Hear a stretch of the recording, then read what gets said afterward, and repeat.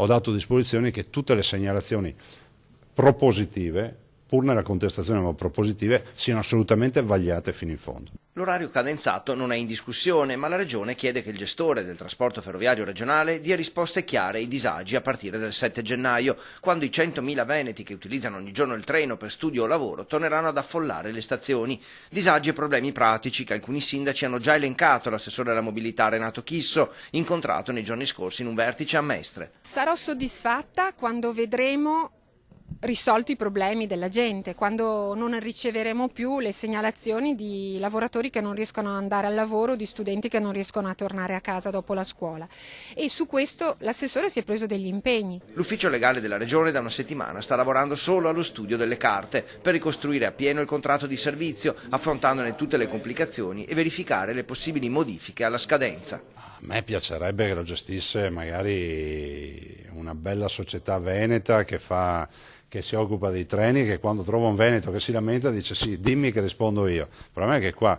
come si dice in Veneto, il can de tanti paroni muore di fame. Zaia difende ancora il nuovo orario cadenzato perché la Regione con coraggio ha affrontato il problema con la volontà di risolverlo e sottolinea i disagi subiti anche dai turisti che rappresentano circa il 6-7% dei viaggiatori. Da gennaio saranno ripristinate alcune corse notturne, corretti orari grazie alle segnalazioni dei comitati e dei passeggeri. Il 7 gennaio, quando riprenderanno completamente le attività di studio e lavoro, sarà una data decisiva.